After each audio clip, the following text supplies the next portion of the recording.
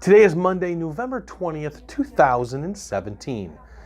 Thursday's Thanksgiving, and this is the ServiceMonster Show. In this episode, Facebook launches local. That's harder to say than it sounds. We release a social media mastery course, and we'll go over our Thanksgiving hours.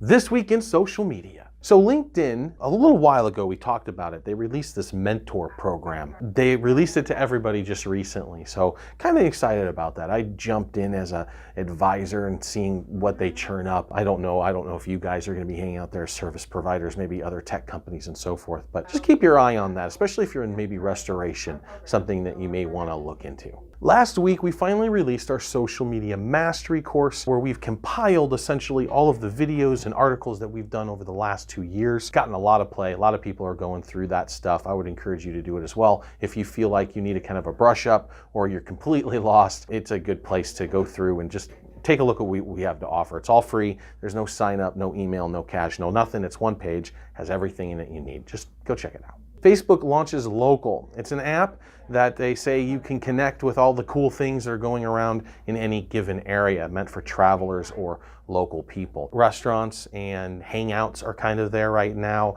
I'm interested to see what they do with the service community. It's something to keep your eye on.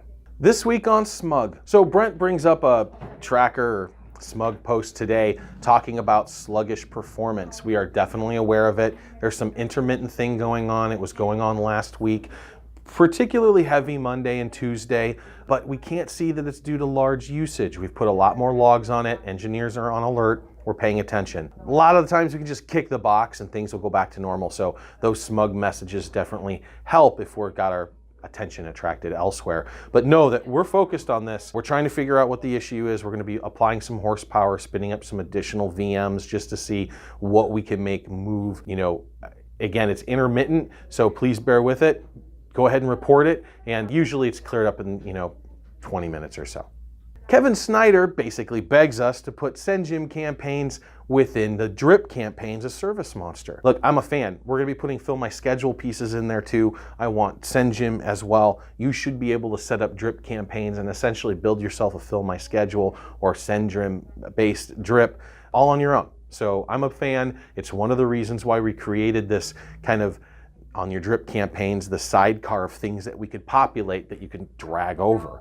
And those different services are definitely part of the long-term plan. Eric Nye is asking for a Pay Now button that he can send out on his emails and invoices.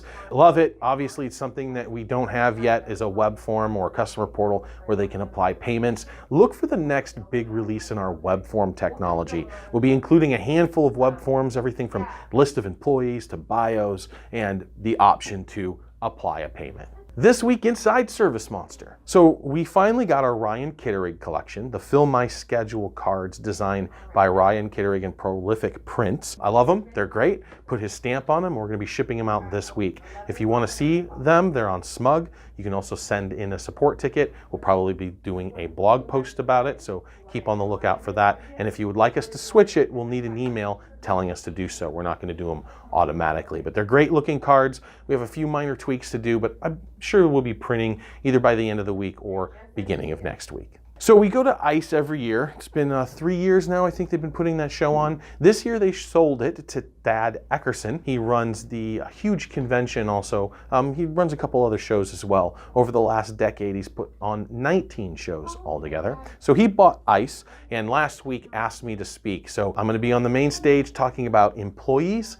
So I would encourage you to check that out. ICE is a pretty cool show and he's making some moves. He's trying to bring the whole show elevated up a little bit. They weren't making any money, obviously good reason to sell it, right? So he's got to turn that around, but he also wants to present really good quality education material. So we'll see what developments happen, but if you're in the area in Vegas in February, stop on by. 2 new employees added to the ranks I'm excited about. This is actually backfilling from attrition. We got a new QA person on the team starting today, and he's going to be mostly focused on the mobile apps. Since we're producing a suite and a handful of those, I want somebody dedicated to just banging on that button all the time. I'm not really a fan of how Mobile 3 is, so we're going to try to rectify that out of the gate with a new suite of apps. The second position is she starts on Monday. She's going to be documenting ServiceMonster essentially. She's another online and video personality. She's going to be recording videos, training videos, feature videos, webinars, anything that has a camera and a ServiceMonster mouse click. I'm hoping that she can get done for us in a relatively quick period of time and then keep up with our rapid updates.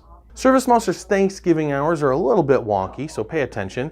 Wednesday, totally normal hours. Thursday, we're completely closed, which is rare for us. We'll be monitoring, of course, making sure nothing catastrophic happens, and I'll be playing on smug, I'm sure. So if anything radically weird happens, we'll be able to call in the troops, and Dave and I should be able to take care of it. But yeah, we're not going to be here at all on Thursday. On Friday, it's a limited staff, what we call limited support. Usually our hours are just maybe like 4 hours, but we're paying attention to email again in case anything catastrophic happens. ServiceMonster product updates. The development team's been busy on ServiceMonster 6, working on the corporate features for ChemDry and soft wash systems. And this has always been in the pipeline. We just hadn't got around to those little bells and whistles and I's and T's. They're crossing and dotting those now, and we should be pushing out a release.